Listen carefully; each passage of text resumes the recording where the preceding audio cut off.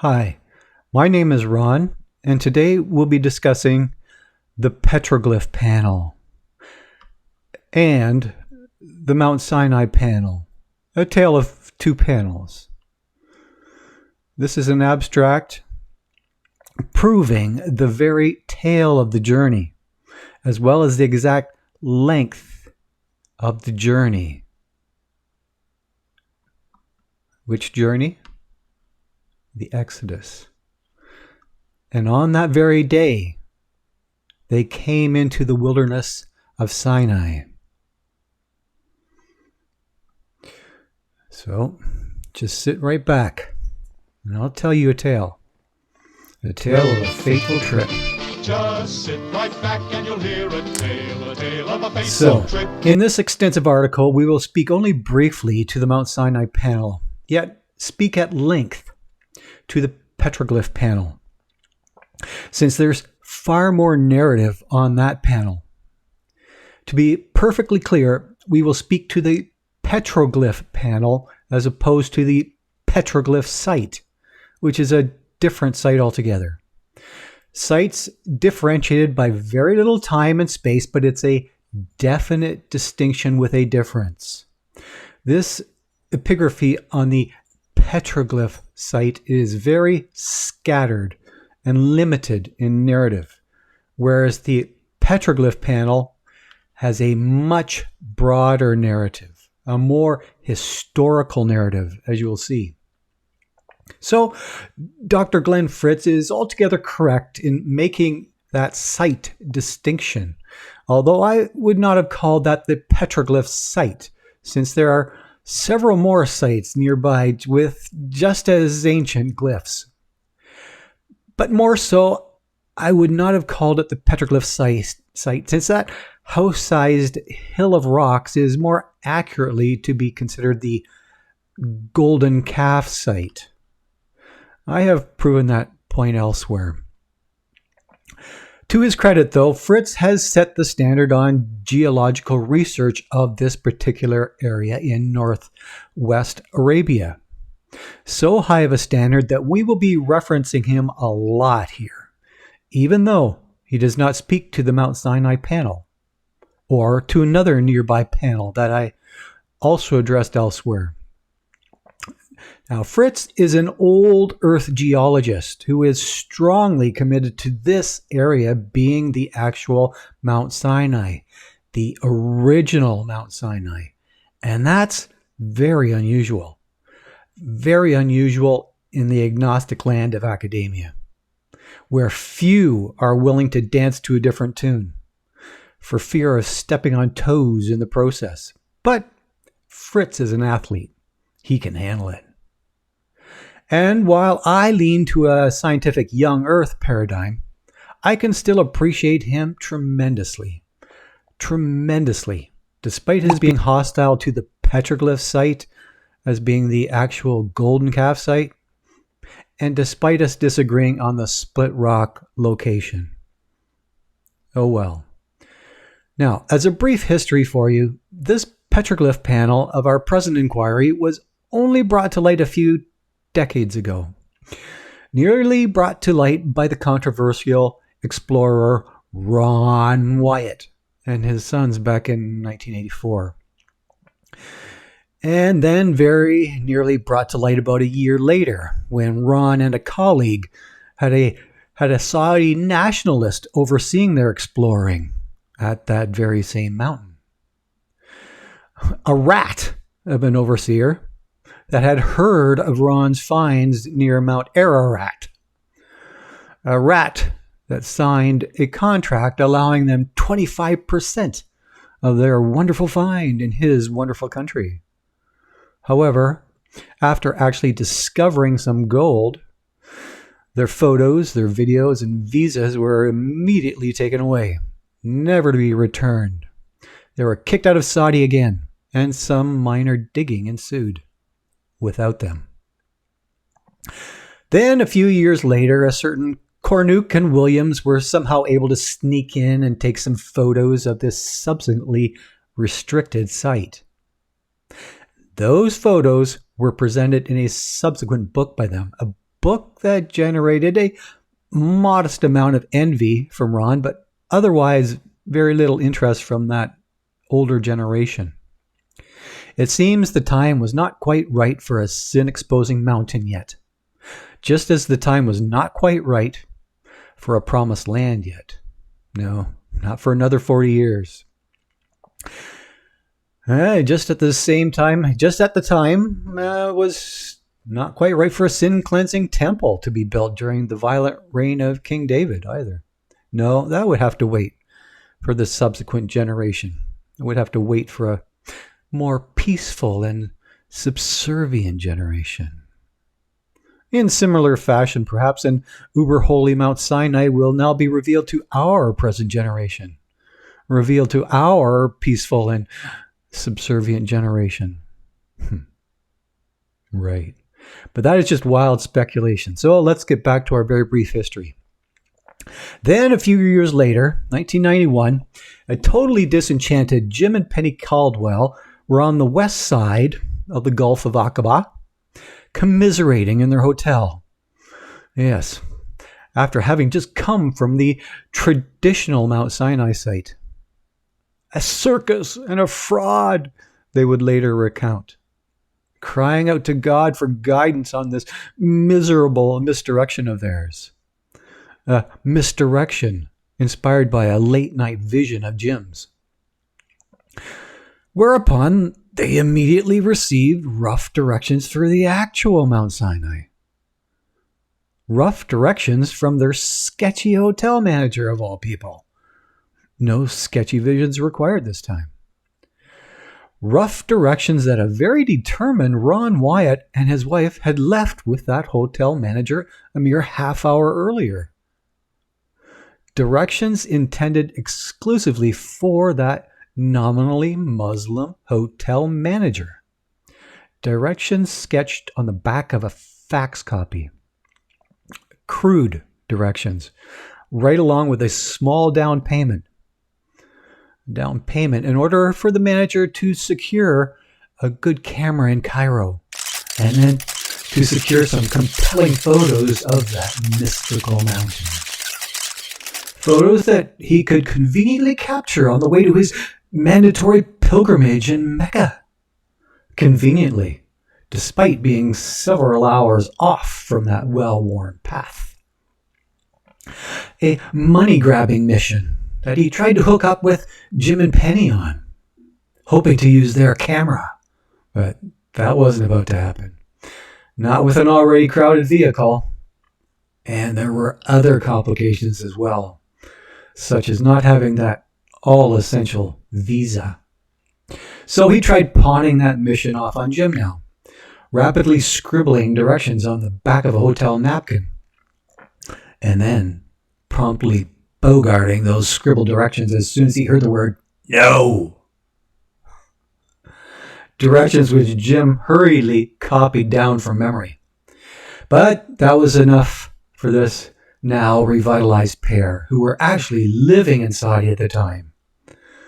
A pair that had virtually driven right by the actual Mount Sinai on the way to the speculative one. But a drive-by that they were to hugely make up for now. To make a long story short, it wasn't too long after that Ron finally got some gorgeous photographs from folks he had never ever met, for free even. 300 photos plus video that he would parade to various churches, that he would parade till his dying day in 1999. To continuously parade, despite minimal interest by the church at large. To anonymously parade, so as not to get Jim and Penny kicked out of Saudi. Anonymously, despite the credibility issues that continued to haunt this real-life Indiana Jones, being persecuted by his own denomination even. A parade that an Andrew Jones is currently heading at the moment. A parade resplendent with high-def pictures and drone videos now. Yeah, check it out on Discovered Media. Awesome. Though Jim and Penny, and Wyatt's wife, are starting to publish more now as well. Quite remarkable media that you can find there. Media dismissed as largely unremarkable by the vast majority of academia, however. Yes, these people included. Perhaps because the implications are just so enormous. This truly is a quantum leap of faith with your tenure on the line. As a result, this truly remarkable petroglyph panel has still only seen minimal study, such as the very brief 2002 Albid report, which we'll be discussing, has only seen minimal study since this panel is so tremendously obscure, remote, and incredibly hard to date, with estimates varying by thousands of years, supposedly thousands of years before the Exodus even. But then, we know how hard it is to date rocks now, don't we? With current Saudi experts now claiming this obscure artistry as their very own. Artistry including their very own domesticated cattle. And even claiming that there may have been cattle native to that northwest area of Arabia right up until 2500 BC, when the climate was a little friendlier. Yeah, right. But we all know how climate changes, right? But that is just shoddy scholarship on their part. This comprehensive panel has an immediately recognizable structure and an immediately recognizable language, even for this neophyte. And it is definitely not Arabic, as you will see. So it should have been studied far more. What were those experts thinking? Studied far more, since the engravings on this petroglyph panel are highly systematic and far less artsy-fartsy than those at the actual Golden Calf site. No, this panel is fundamental in speaking to the actual history, the actual climate, and actual language of that Bronze Age Hebrew culture. Yes, you read that right. The actual language of that Hebrew culture.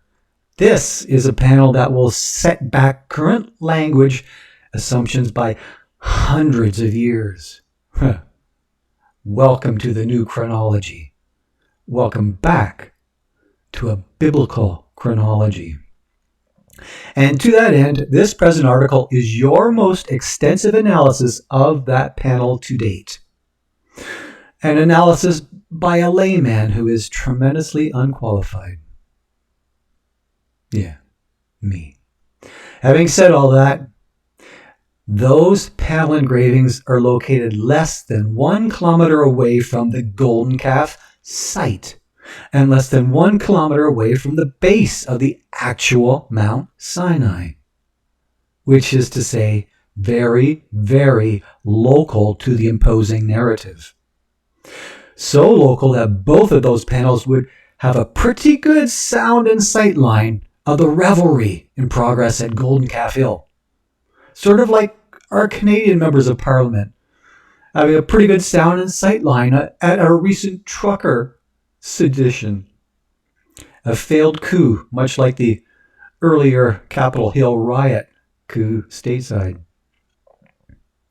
You want better directions to those pivotal panels? Or more pictures? Or more background? Well, buy the Fritz book then. Right there. It is simply superb. Failing that, here is that petroglyph panel that is also in Fritz's book for your serious, and also in the Albid article report, for your serious consideration. Here is that panel that we will be discussing. Yep. Joel Richardson, rapping like a beastie boy at the petroglyph panel. And the above is to give you some real-life dimensions, whereas the close-up below is for our more detailed analysis. And we'll give you a little more detail there after. The above photos and several others are courtesy of Joseph Cheatham, a friend who took some better photos than I did at the time and seemed to have better timing than I did at the time. We'll be showing you better photos as well. Catching Joel in really good form.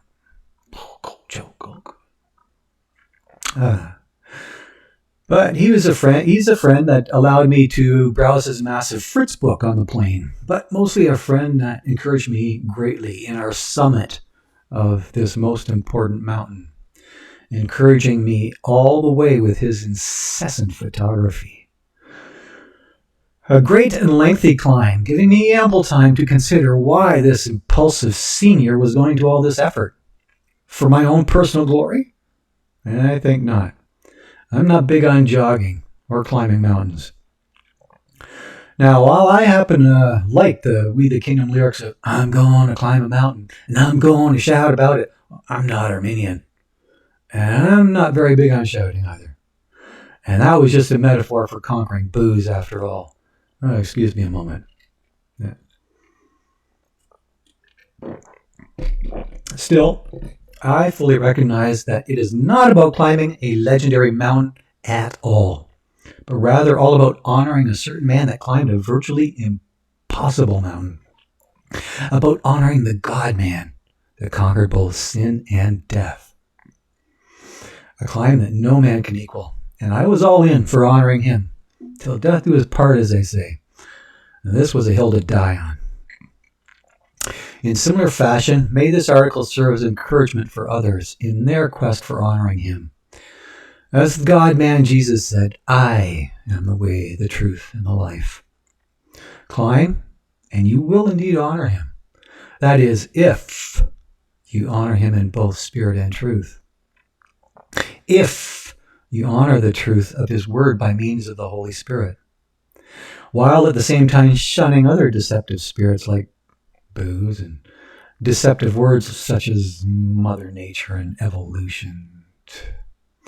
So, my operating paradigm for this present article was a strong belief in his word, as well as prayer for some meager understanding of this mysterious panel.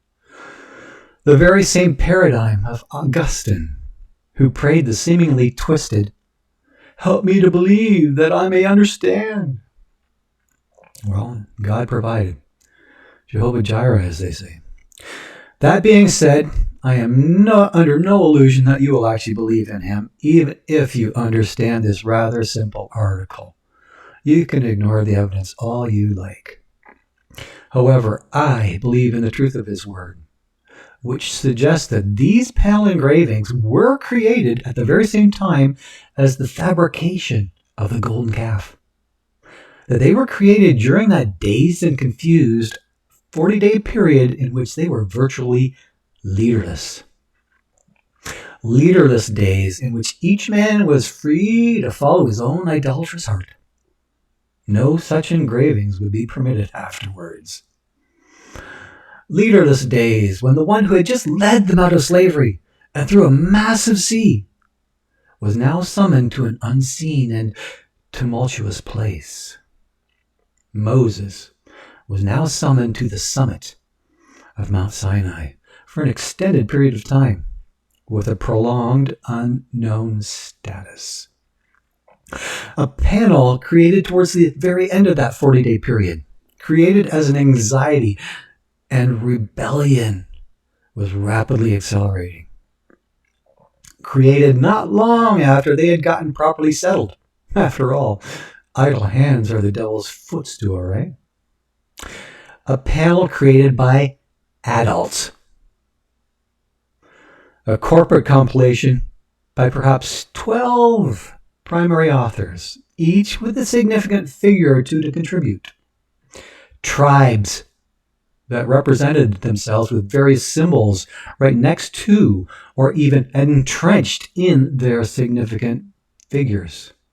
A complex sort of autographs or even branding of their cattle, perhaps.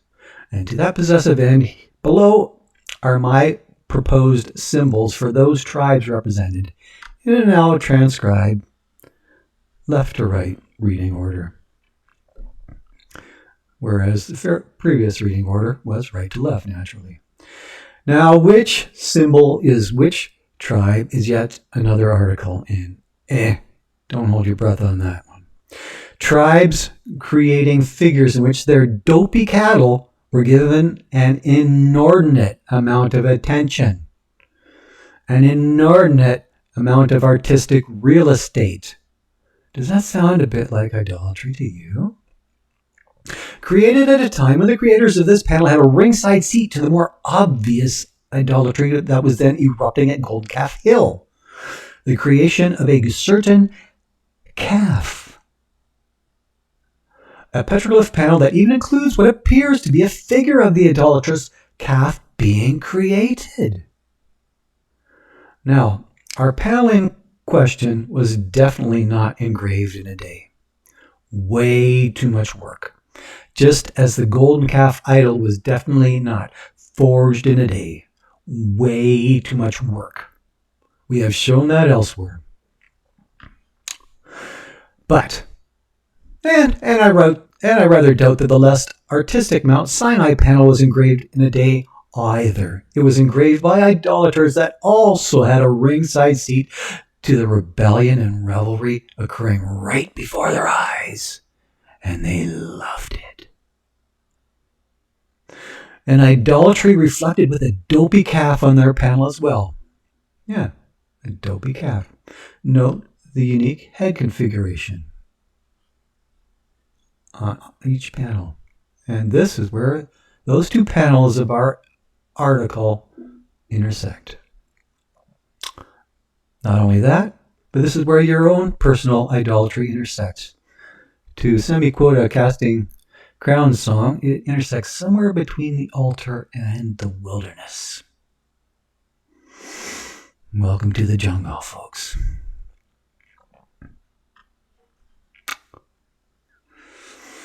Yes, there we see some worship. Inordinate worship. To repeat myself, our petroglyph panel is a composite of numerous artists, with some being more artistic than others.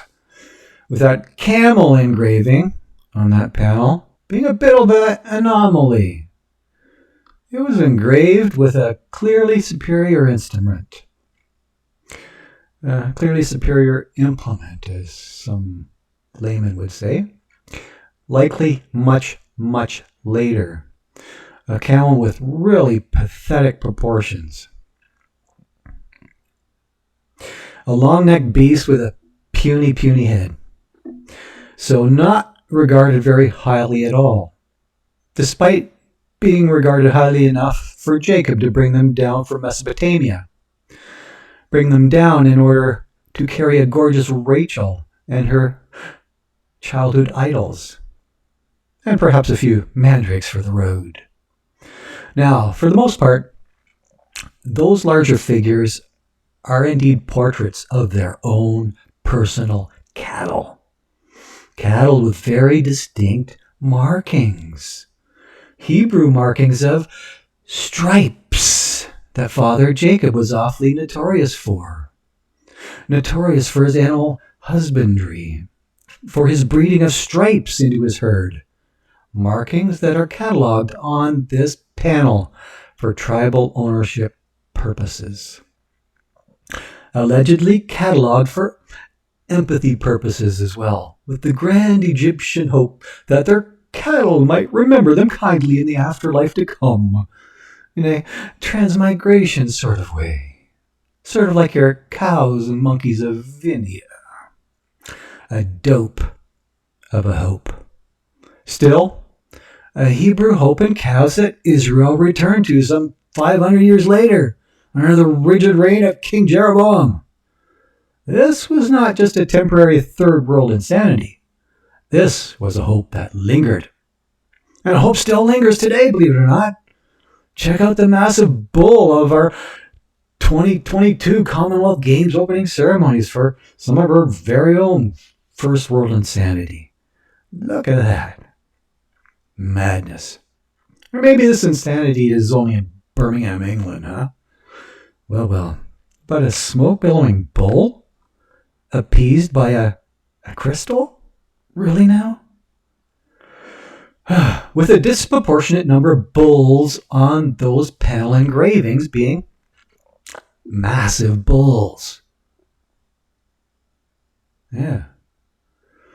Bulls symbolizing strength, bulls symbolizing power, bulls having a remote resemblance to their primal bull god of Egypt, resembling their alpha bull god named Apis, resembling their glorious son of Mama Hathor, or Hathor, a son who later morphed into Osiris upon his ungodly death. What? What kind of god is that?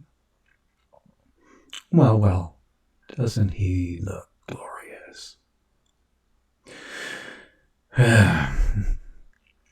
With perhaps the fertility goddess of Egypt, Hathor, being engraved at the very bottom left of our petroglyph panel. Maybe not, huh? But that is really, really big, perhaps.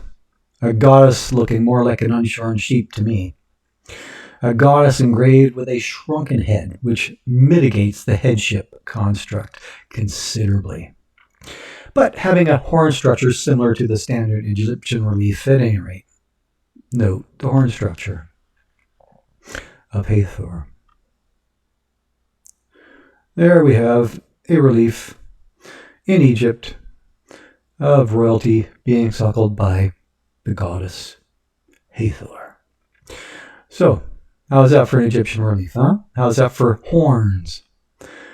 Would have shown you a larger, similar sculpture, but I got a reflection in my photo in the museum. So much glass. Yet a goddess wearing the blazing sun for a crown. Yeah, she's wearing the blazing sun for a crown. Which is kind of funny, actually, when you consider that all cows tend to turn their butts toward that blazing sun. However, if all that bull dominance and prominence happens to offend you feminists, you should be tickled to know that the distaff bovine is definitely featured at the golden calf site, and featured there in better proportions. A goddess featured in nearly equal size. Featured with that primal stripe, that ownership stripe, and even featured above the bull god. In at least one instance. A bull god that now has that shrunken head. So much for unanimous headship and patriarchy among Hebrews, huh? Yeah. Now, perhaps the less intimidating golden calf was forged as a bit of a compromise and egalitarian concession by the henpecked guys. A less intimidating god in a brand new land, however. Definitely not a female, since a female god was to be deprecated, according to Charles the Irons. So, all the relevant literature, right along with this petroglyph panel, make it quite certain that it most definitely was a bull calf. And the size of the head on this dopey calf indicates its major significance, indicates its universal headship. But let's set some things straight here. The Hebrew bulls did not have the same markings as the unstriped Apis, or as the unstriped Hathor for that matter. Those Hebrew bulls did not have the diamond face, the white vulture wing, or the crescent moon markings, or even the fancy tail of their fancy Egyptian tails. No, those were considered blemishes now, whereas stripes were not. Which begs the question for all you Third Temple reconstructionists, well, why are you looking so hard for the perfectly red heifer? For the perfect peace offering? We don't have to have a stripe. By her stripes we were healed, right? Now, as suggested earlier, those cattle were not native to the area whatsoever. Not then, not now, and not likely ever. They were transients, just like the people. Foreign cattle in a foreign land. A land with very sparse vegetation. Land that might sustain 1 cow per acre at best. More likely half a cow. And you can talk climate change all you want. Yet our biblical records indicate that water was at a premium at that time as well. This was desert then, and this is desert now. Even now, the camels are on food stamps, which is to say, pickup trucks regularly deliver bales of hay to them. Nice. I love those Saudis. What compassion.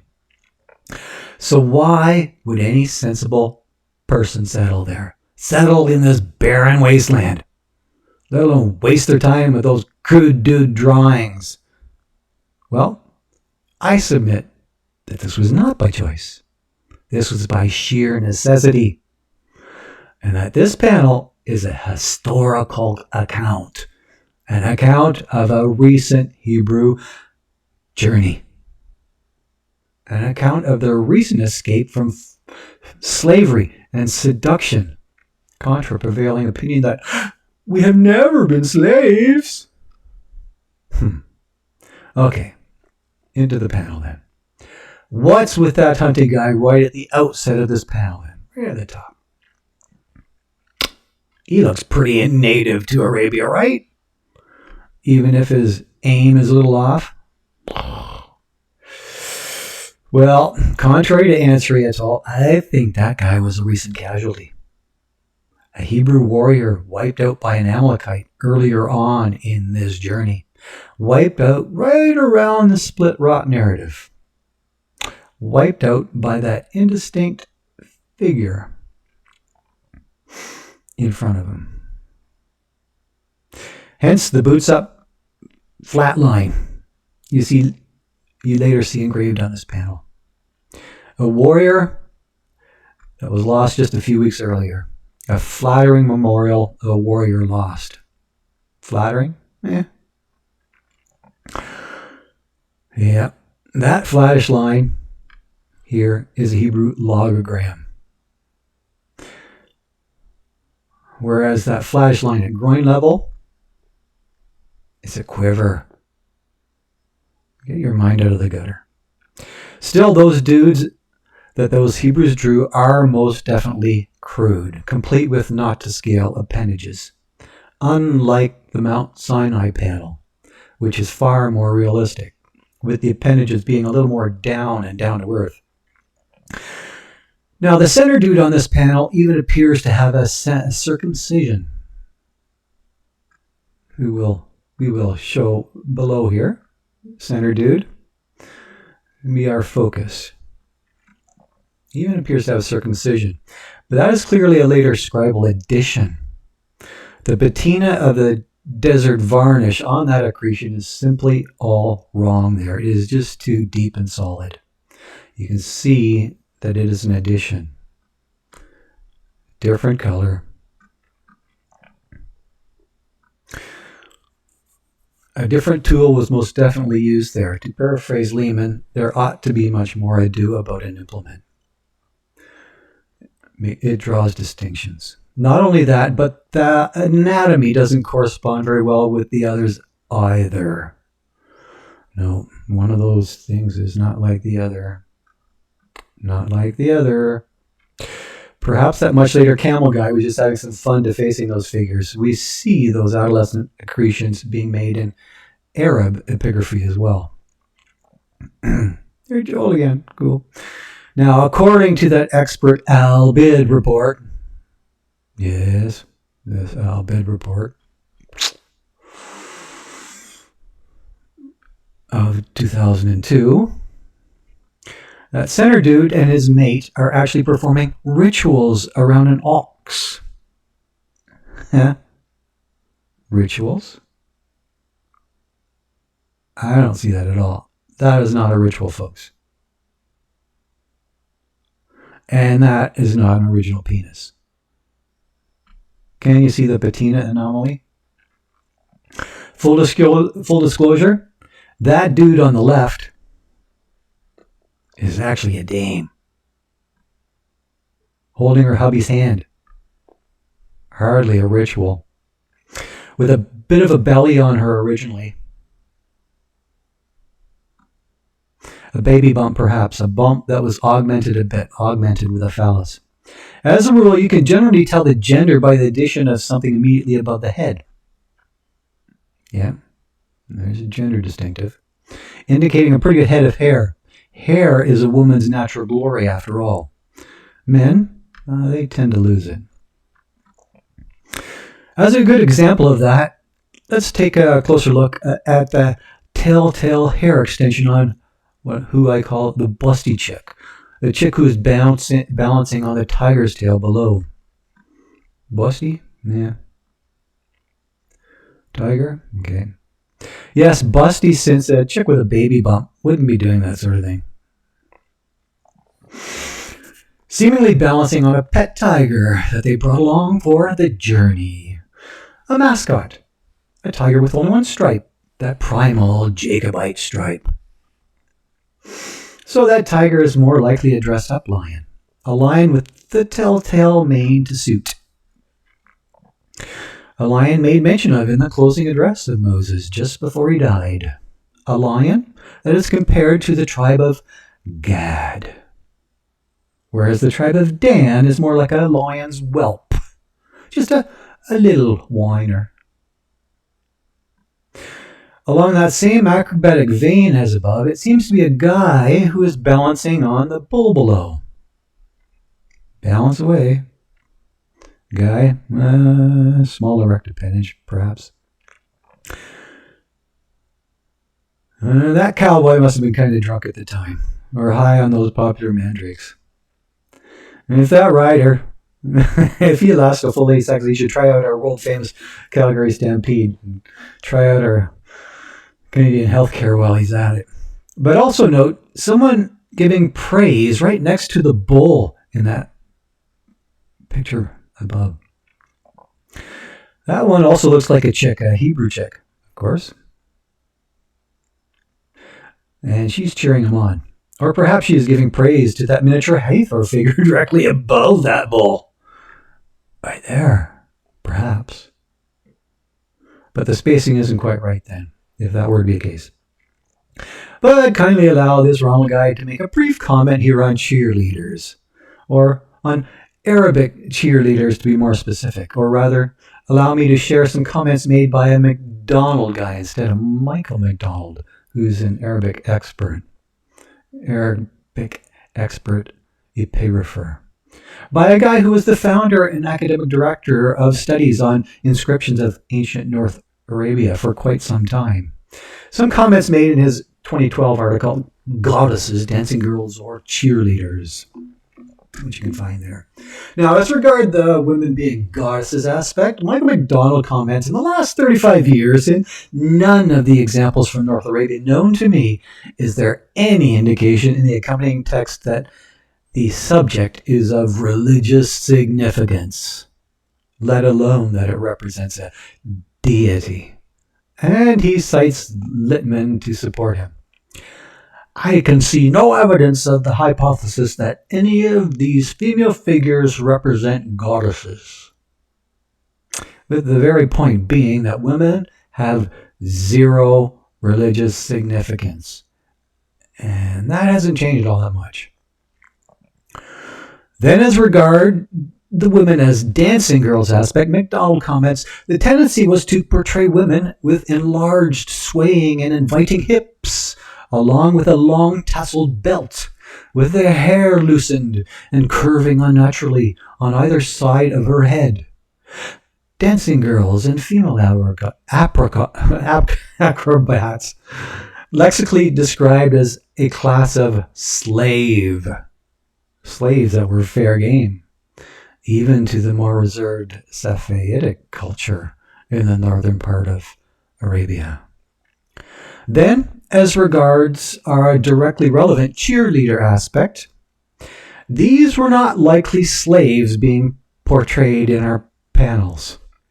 Instead, even in the Safavidic, we often see the prettiest women and girls of the camp who, with their bosoms bared and hair loosened, keep shouting, "He who runs away today shall never receive anything from us," such as you see in this Arabic drawing found southwest of Tabuk.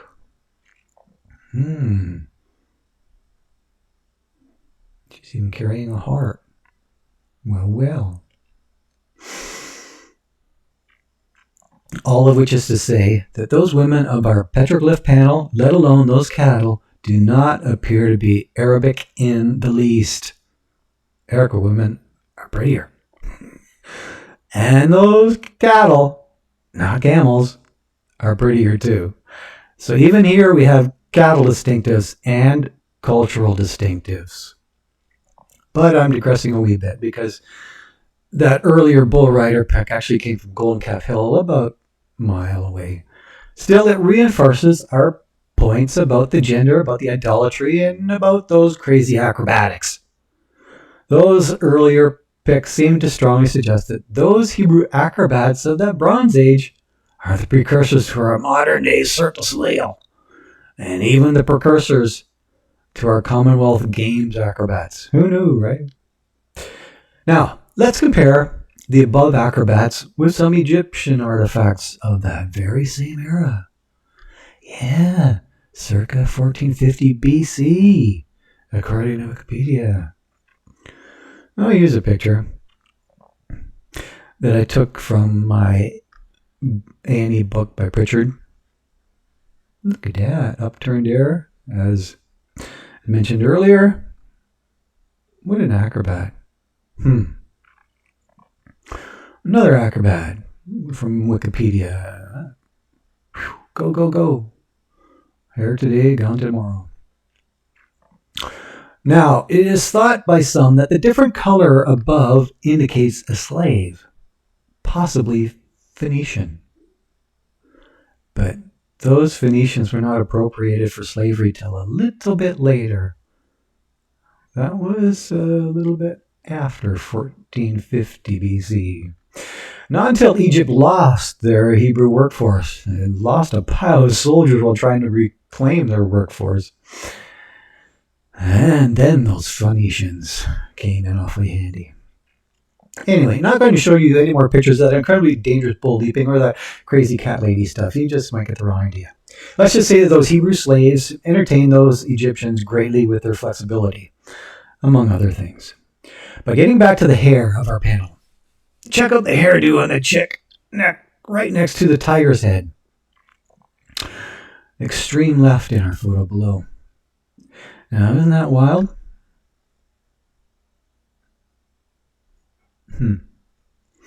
Like a water fountain or a bird's nest. She has a baby bump too. Yeah, she has a baby bump too. Whereas the Hebrew chick, underneath our operative golden calf, is wearing a different hairdo altogether. That or she has a really big head. But in this full frontal, she is clearly giving full halal praise to that unusually big-headed calf. To that calf with incredibly symmetrical stripes. Remember me saying earlier there was zero religious significance associated with women in Arabic epigraphy? Well, you want to make this embarrassing anomaly the exception? Go for it. Moving on. That chick is giving praise exactly like that chick immediately to her left. They're both giving praise. They are the exact representation of the hey consonant of that Bronze Age time.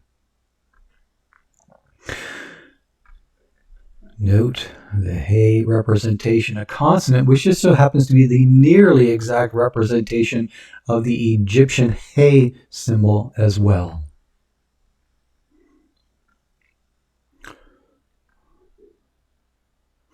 An image I picked up from Russell. How about that? Although the mullet head here is almost certainly a guy with a goatee and a feather. Facial hair is his mannish glory. Regardless, the above figures are an exact representation of the idolatry in question here. Bovine idolatry. Right here at the Petroglyph panel, which breaks down to the praise being offered to a calf. A calf that was currently being fabricated. Fabricated from gold. Yet, what is the guy to the immediate left of this golden calf doing? More acrobatics? Now, some of you desperate linguists might think that he's just holding an esoteric form of the H consonant upside down. However, that guess has zero context to it. That is just too random. More contextually, this might be acrobatics being performed with a young girl now. Yet with the raised arms and a hat falling off her head, it seems to symbolize something else instead. But let's not go there. Now, further to the left, we have a little girl with a ponytail. A girl petting a bull's head with her left hand. Oh, wait. With bull's head with her left hand and holding the tail of her pony with her right hand. Or perhaps that was the lion's whelp. A tail that looks so much like her own. Ever heard the expression that pets are the spitting image of their owners? Well, I'll be a lion's whelp. Then to our extreme left, we have yet another guy holding some tail. Yeah, holding some tail. A fly and poop encrusted tail, no doubt, but the tail definitely helps with the locomotion. Yes, do the locomotion. A railway train. Believe it or not, that tail is quite a handy start and stop device. Just a slight tail twist motivates the cow to move forward, whereas a little tail lifting prevents them from backing up or kicking. Almost like your modern day joystick. You want better details? Check out this link. Not only that, but holding on to some tail also prevents you from getting whacked or from walking into something unexpectedly. Now, let's take a look at the extreme right of this panel now. This particular pictograph is a considerably bigger puzzle. So much so that we are going to give you a hyper close-up of this one. Just stare at this for a while and let me know what you see. What do you see? Yes, this is like a Rorschach test, huh? As Fraser Crane asks, what color is the sky in your world, right? Yeah. However, those albid experts seem to think that longer vertical line might actually be a snake. Yet the curves are so very unnatural. Really? And the bulbous head just ain't there. And that is the operative part of the wiggly beast. So your serpentine fears are completely unjustified, dear patient.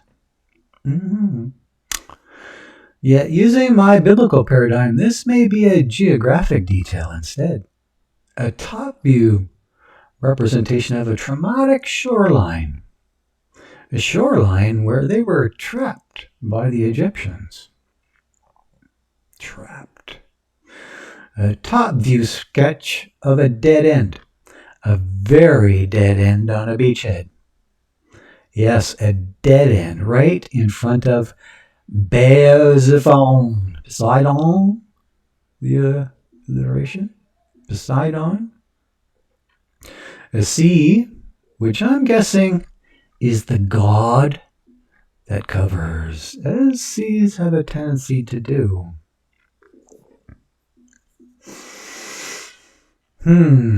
Compare that other top view with this Google top view above. Check this out. Make a comparison. And put them side by side here.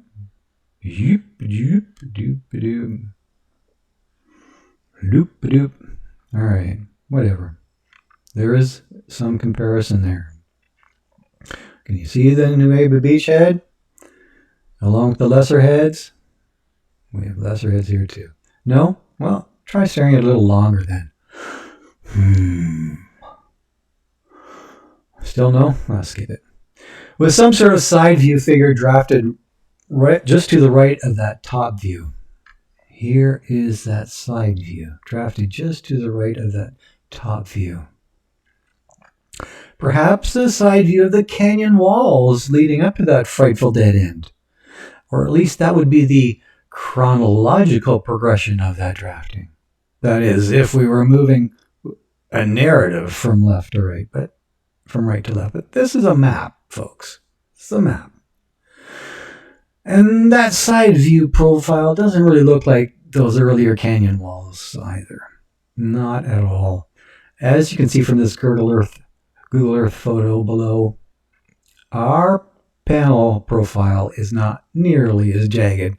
And the slope, well, the slope is totally wrong. Yeah, it's not jagged. It's not slope. So it is much more likely that this panel figure is something else. Something else to the immediate east of that frightful dead end. And I would submit that this figure represents the parting of that sea instead. Yes. That this figure represents their passageway to freedom, to coin a fanciful phrase of some recent unrest. That this figure would represent more of a heaping wall of water than a pyramid of rocks. Water congealed like jello, forming a gelatinous wall. As you can read there. A far more daunting profile on the geographically correct side of that very dead end. Not only that, but a proportionately correct profile if that canyon width of about 500 feet were to be maintained as a passageway, to indicate a proportionally accurate depth of about 2,500 feet on this daunting sea. A 10-mile wide sea with a very doable incline, as will be shown later. Still, a pictograph with a very puzzling element engraved about halfway down that passageway. Puzzling element. This is a little unusual. Puzzling element there.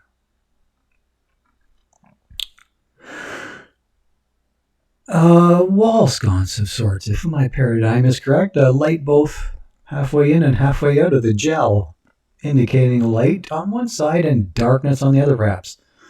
A really cool stunt that the angel of God supposedly pulled off in Exodus 14 there. Now, in order to support that extremely wild waterworks speculation of mine, let's have a closer look at that dull-looking figure in the very center of our panel. Let's take a closer look at that character that was engraved with only a shallow scratching on that rock's patina. That center dude that we referred to earlier. It is this dude who is our focal point. This is where our brilliant Levite takes over this integrated narrative. Takes over to present a summary of this entire panel. Takes over with a deeper engraving at this dude's feet. Yes, deeper here. An engraving that also looks like your ambiguous snake, but for the very same reasons given above, it is definitely not a snake. Not a vague representation of the consonant N, as in that later bronze serpent called Nehushtan, but rather a more exact representation of the M consonant, as in help, mom. Yes, letters that both look alike and sound alike in our English language. However, this elongated doodle is a more exact representation of the ancient M instead. The M. More exact, according to our Middle Kingdom, New Kingdom, and even Iron Age figures shown below. Middle Kingdom, New Kingdom, Iron Age. It looks more like those than it does like those.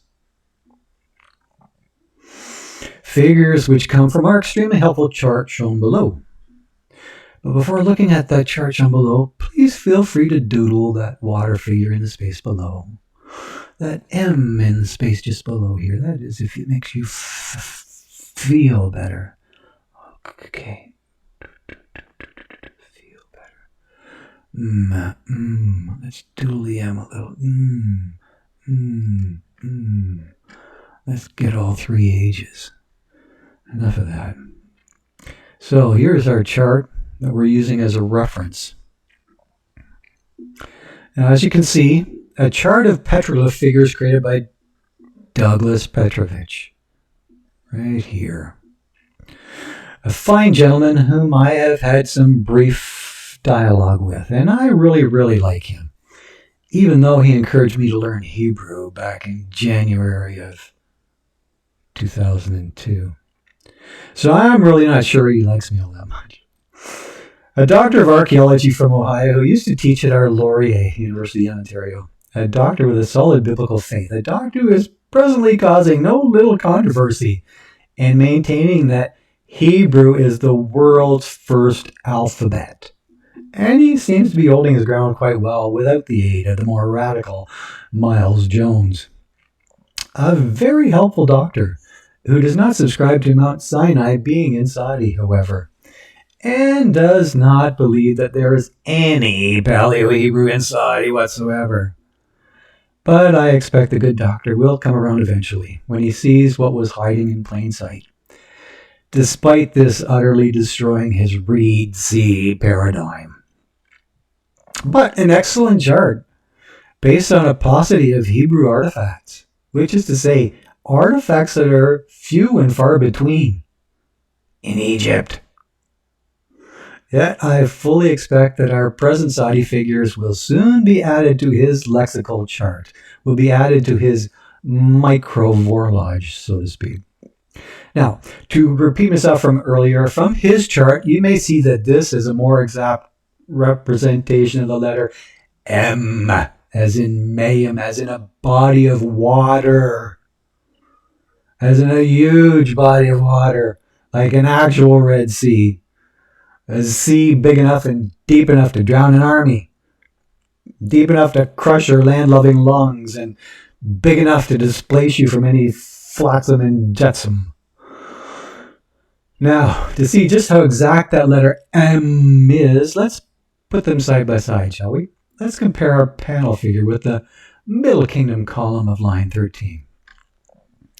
Oh, check that out. And check that out. Well, is there a similarity there? I think they're equal. Close enough for you? No? Well, what if that C were a wee bit bigger? Can I expand that a bit? I don't. Yeah, can you see that squiggly figure as far more likely representing waves than a snake? Huh? Excellent. You're my favorite patient then. Let's move on. Move on to a line that is curved instead of squiggly now. Curved instead of squiggly. Move on to that curved line that is intersecting that squiggly line above. And no, that is not a snake either. Can you see that now? Not a snake. Ah, good. Well, that doodling must have helped you. Now, at this juncture, I would boldly submit that this curved line is a rough sketch of their most remarkable journey up to this point. A journey with remarkable polarity, as in north, south, east, west. Quite remarkable. A line drawing of their journey from that rectangular representation of their hometown down in Egypt. Rectangular representation of their hometown down in Egypt. Right on up to their miraculous crossing of that serious body of water. Right on up to their presently being kept at a point where a tent peg marks the spot. Yes, that's a tent peg, and it's a logogram that means kept.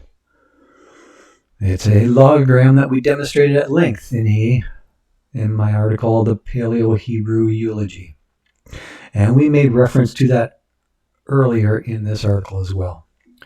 Now, can you see what happens to be a tent peg right in front of those waves? A tent peg there, yes. Or is this figure just a little too abstract for you? A little too picturesque, huh? Well, okay, let's go a little less abstract on you then. Let's use the more linear chart of Dougie's then. After all, linear charts make for linear thinkers, right? So we'll use his alphabetic chart on that concluding composite snipped above then. Because now we are going to get linguistic on you. And you don't even need to know Hebrew. Nice, huh? You see, I really do like you after all. All right. First off, would you kindly consider that intersecting line in our figure above to look somewhat like a yod in our chart? A yod? A Hebrew yod? Yeah, to look like that two-pronged fork. A line doing double duty, so to speak.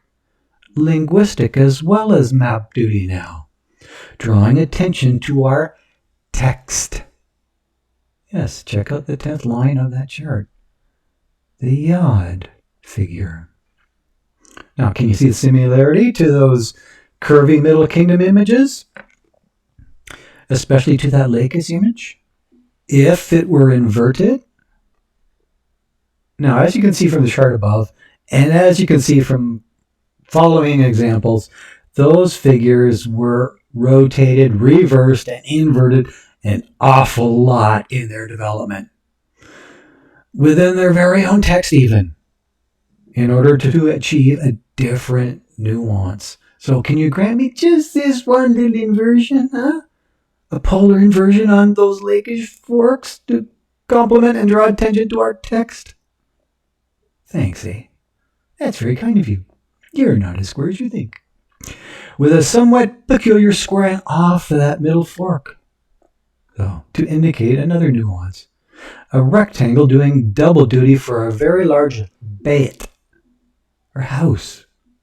Your Hebrew bayit, house.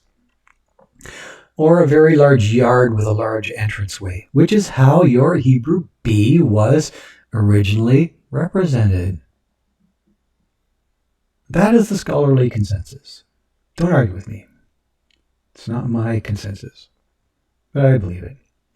With the house above being about as large as Tent City in the suburbs of Mecca. Yes, about as large as Tent City. A tent city that houses about 3 million pilgrims at once. How is that for a crowded house, huh? But that is not our text. That is strictly pictographic. Secondly, could you kindly consider the panel figure to the immediate left of that yodish curve? Where did we go? Where did we go? There we go. To the left of that yodish curve.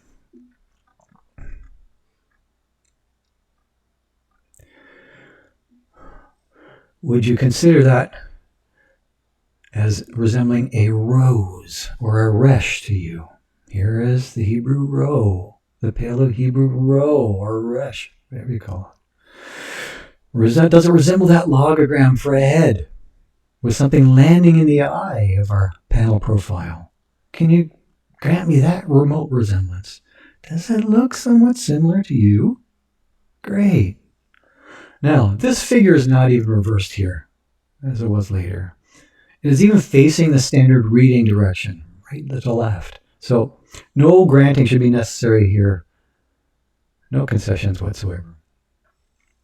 So, this above figure was immediately recognizable to me. After all, it's the first letter of my name. I thought, what's that doing there? And it should have been immediately recognizable to any ancient Hebrew expert, myself not included. Perhaps they were blinded by something landing in that eye, or distracted by all the dicks and chicks on this massive historical panel, this panel at the very base of Mount Sinai. Oh well. Now, thirdly, could you kindly consider the next figure to the immediate left of that rose as remotely resembling a hat? As remotely resembling the 8th line of that chart of Dougie's. Can you see the resemblance there? Not surprisingly, that very same double rectangular shape appears to have been retained throughout all classical Hebrew periods. 1, 2, 3 periods. The shape retained right up to our present Hebrew age, where we have minimized the strokes of the H right down to a 3 in order to speed things up. Despite that variation, virtually all scholars of the Gezer calendar would consider that as a definite het, as sloppy and rotated and inverted as those hets appear to be, even within that same calendar. And you wouldn't want to contradict those unanimous bunch of scholars now, would you? We happen to have an extremely rare consensus here. Let's try to be peaceable, okay? So what's with all the sloppy, rotated, and inverted figures, huh? Well, that's a discussion for another day. Let's just agree on that het thing below for now, okay? I have circled some of those hets in that Gezer calendar below. Note the het there, note the het there, note the het there, and there. Yes, note the hets. And of course, the expert dating on that tiny 3x5 calendar is just a super wild guess as well. I don't really know. No, our wonderful experts can't even agree whether it's Hebrew or not. Oh well. Now, finally, I'm going to ask you to kind of consider our final figure, the figure immediately below that difficult het figure. Kind of compare it to the figure in the 6th line of our chart, Dougie's chart, if you will. Not too far removed from the older hieroglyph figure below, huh? This Egyptian one. Pretty similar. Except that our panel figure is lying down again. Aww. Lying down just like the yacht of our first figure, as if to underline the linguistics above. To summarize, here we have the much maligned Vav letter to complement the linguistic message in our panel. Message in our panel. A letter which once was symbolized by a baby chicken, before that symbolized by an embryo in Egypt. A letter that currently looks more like a chicken wing. Chicken wings. My, how deliciously our Hebrew wow have grown, huh? With little meat on its bones now. Yet the wow in our panel has a 90-degree rotation again. Still, are you going to kick this poor little wow while it's laying down? Kick it, helpless little chick? Wow. But this is not a chicken and egg thing at all. And this is not subjective pictographic as we saw earlier. This is linear linguistic. Thank you very much. So, in totally orthodox fashion, from right to left and top to bottom, what do we have here? Linguistically, folks. Here's our conclusion. So, as shown above, we clearly have the letters YRHW totally intrinsic to this petroglyph panel. Letters consistent with Hebrew. Really ancient Hebrew. What people call Paleo-Hebrew. And no, this latter portion of our inscription was not added afterwards, folks. Unlike that dehydrated camel and graffiti referenced earlier. No, the patina on this latter portion just so happens to be identical. And the stylus was just as crude. Not only that, but the journey context is perfectly consistent here. Hence, this is a perfect closing statement to this traveling account of those Hebrew hillbillies. Come and listen to a story about a man named Jed, a poor mountaineer. Whatever. A statement referencing their present position. Referencing it with a you are here figure, right along with a you used to be here figure. All the way from that very large house right on down to this stupid tent. How's that for downsizing? their present position on a properly figurative and equidistant map for easy reading purposes. Figures that bear scant similarity to any Arab linguistic family, not even to the very broad family of unclassifiable material, according to Al-Jalal, which appears to be called Talmudic, just for fun, called that for lack of anything more palatable to call it. But of course you want actual proof of this profound lack of similarity, right? As renowned epigrapher Peter van der Veen suggested I include, since you can't take my word for it, I should include it, right? Okay, just try locating the above figures in this massive chart of ancient Arabic then. The finest chart that we have. Yes, this chart is courtesy of Oceana. Go to the website. Fantastic website. Now, from this massive vorlage of over 50,000 inscriptions, you might find a few distant similarities to our 4 operative letters above, but that's about it. Pretty distant. And then try finding them in the same regional family. Can't do it. So Arabic comparisons are simply not credible. They are drunken illusions. They are snakes in your tequila, Sheila, so sober up. Whereas even from the microvorlage of ancient Hebrew of Dougie, we have a profound similarity to every single one of those figures. And you should find that vorlage sampling argument extremely compelling. Extremely, mathematically speaking. Even more so when you consider the proper order that they were found in. Even more compelling than all of our earlier arguments combined of acrobatics and animal husbandry and of cartography and climate change, of hair and hips profiling and idolatry and zero religious significance, not to mention the feminist bugaboo of misogyny and patriarchy. Just do the math. It's far more objective. Now, as you can see in our panel, those 4 Hebrew figures were very tightly grouped together, grouped in their proper order, grouped by a very serious historian, grouped by a highly literate individual, making it even more objective. 4 figures that have been totally overlooked until now. So what? So buttons. Well, since those 4 figures, they sew my Hebrew case closed. They sew my case closed on this being Mount Sinai. How so? Well, since those integrated 4 letters are exactly how all your Hebrew experts happen to translate months is how they happen to translate 2 full months to be exact, with the singular YRH being glossed as yarach in your standard Hebrew lexicon.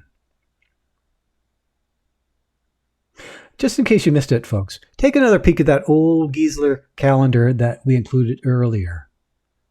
As they say, the proof is in the calendar, or something like that. And just like that ancient agricultural calendar, this panel also says 2 full months. 2 solar months, to be specific, lest your crops be planted at a terrible time. So, do you suppose it's just a wild coincidence that this happens to be the very same time that it took those Hebrews to get to that holy mountain from Egypt? Or more specifically, just a wild coincidence that this is the very same time to get to that petroglyph panel of ours in question? Well, I think not. Our texts are being uber specific here, not fudging any days whatsoever for fun or whatever, and not succumbing to extremely awkward lunar time either, as we'll demonstrate in another article.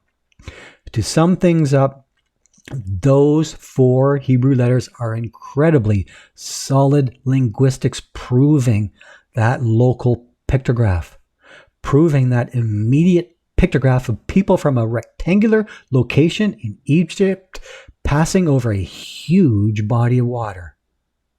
But more specifically and more pointedly, proving that less immediate pictograph of people passing between 2 massive walls of water. A highly memorable event, wouldn't you say? An event worth writing down? Still not buying into my translation? Or just not buying into that difficult het yet? That incredibly awkward het yet?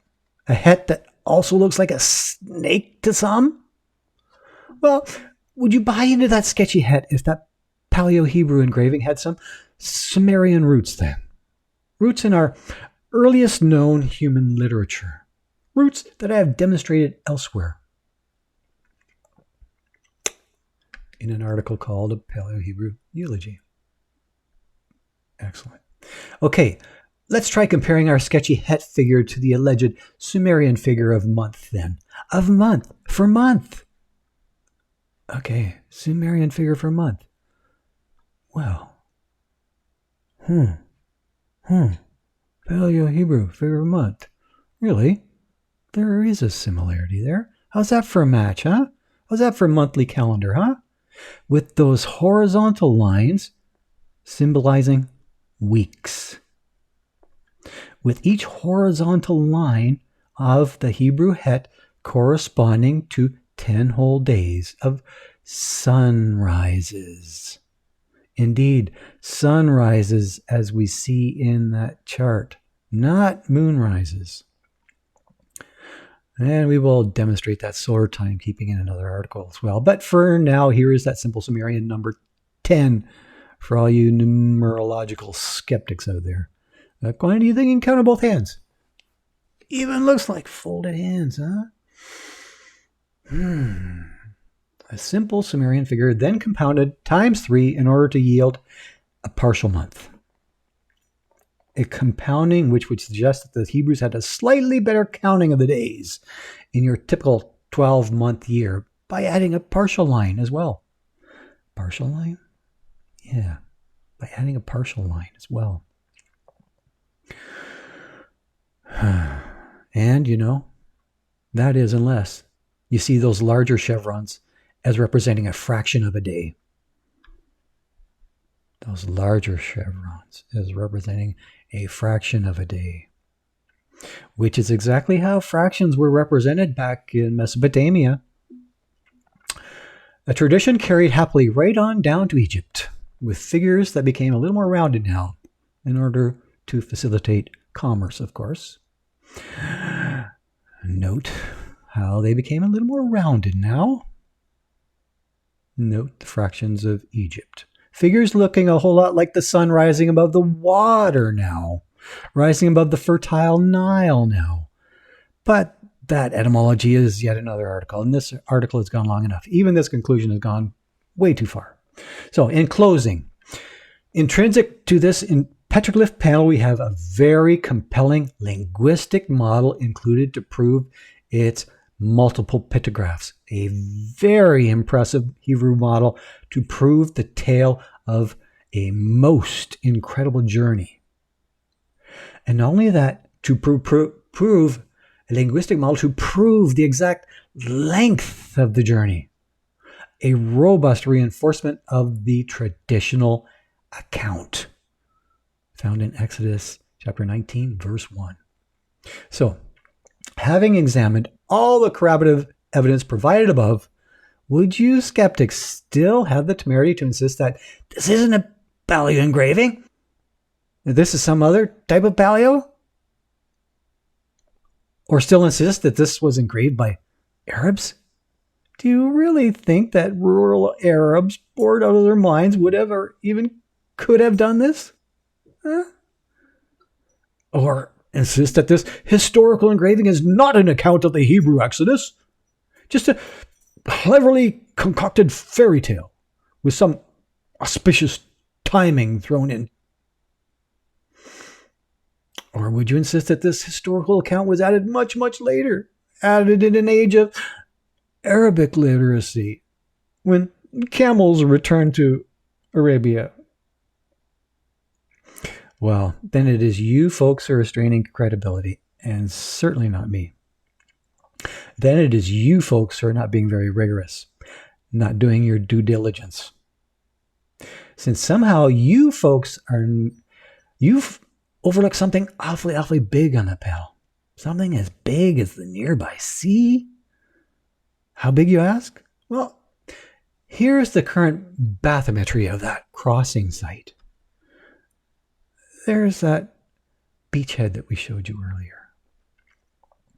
Here is the bathymetry, the various depth levels of that sea.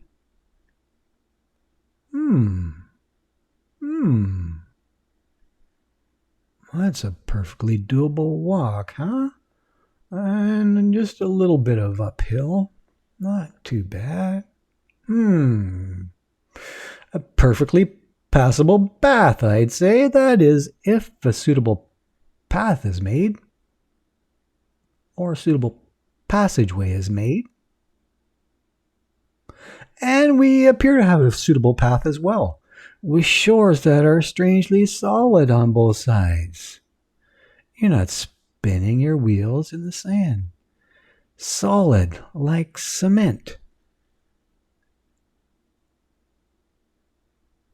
Almost your lyrical yellow brick road. But call this a sandstone road, if you like. So a perfectly doable overnight hike with absolutely no running required. No real hurry, since there was darkness along with a forceful wind to keep those Egyptians at bay. Natural elements that they would miss as they navigated below sea level. Still, I find it puzzling that all previous analysts seem to have missed those Hebrew elements. Missed them when they ought to have kissed them. Not only missed the clear linguistics, but missed those maps as well. Completely missed those cultural distinctives. Right along with those cattle distinctives. No, those albid experts blew it big time. Failing to see what they were paid to see on our incredible panel. Experts that were basically bug-eyed tour guides, unable to see their pictograph sea. Yeah, even their mountain height was off. Experts totally oblivious to their Hebrew history. Yep, too busy straining out gnats, I suppose. Too busy serving their camels. Another bale of hay. Yeah. Oh well. Cheers. Come and listen to a story about a man named Jed. A poor mountaineer barely kept his family fed. And then one day he was shooting at some food, and up through the ground come a bubbling crude oil, that is, black gold, Texas tea. Well, the first thing you know, old Jed's a millionaire. The kinfolk said, Jed, move away from there. Said, California is the place you ought to be. So they loaded up the truck and they moved to Beverly Hills, that is, swimming pools, movie stars. A Beverly Hillbilly.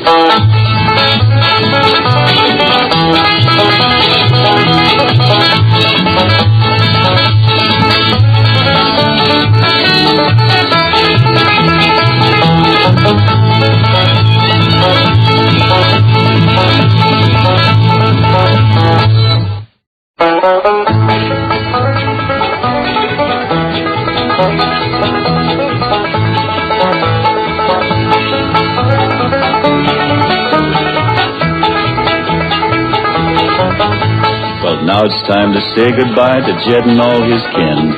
They would like to thank you folks for kindly dropping in. You're all invited back next week to this locality to have a heaping helping of their hospitality. Hillbilly, that is. Set a spell. Take your shoes off. Y'all come back now. Here?